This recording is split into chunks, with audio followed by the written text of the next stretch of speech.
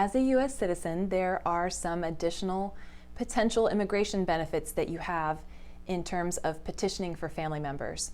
So if you have a spouse who does not have permanent residence, or your parents, or you have children, or you have siblings, brothers or sisters, at least half, they have to be at least half siblings, so they don't have to share both parents with you, but have one parent in common, then you could potentially do petitions for all of those family members. Now the process is going to vary a lot depending on which category they're in. The most, there's nothing really, as you know from all you've been through, I'm sure, you know that there's really no easy process immigration-wise here in the U.S., but in terms of processing times and just the potential viability of a case, it's usually, for most people, I want to say I'm just thinking of so many cases where it's like, oh, except in this scenario, except in that scenario.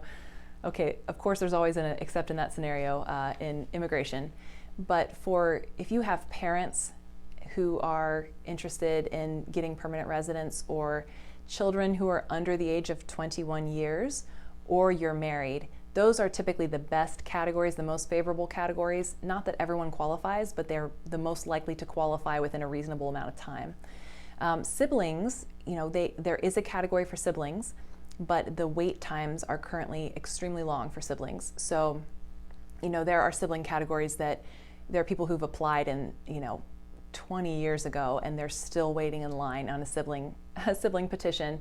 And depending on what country you're from, your siblings could spend their whole lives waiting in that line. So it's not automatic, it's not necessarily a good strategic plan for you, but just so that you know that those are potential options where you may have other relatives, maybe your parents want to actually apply for a green card, or you have other close family members that want to, or maybe you do have a sibling who says, hey, I don't have another way to come to the U.S. and I'll just put my hat in the ring there and you can apply for me, and if I get to the front of the line someday, I'll make the decision at that time. But just be aware that those things exist. We are going to link to materials that show you where all of the wait times are for the different categories, so you can kind of eyeball if it's something you want to pursue potentially for petitioning for any of your family members. But that's definitely a right and privilege that you have now that you're a U.S. citizen, so that's very exciting.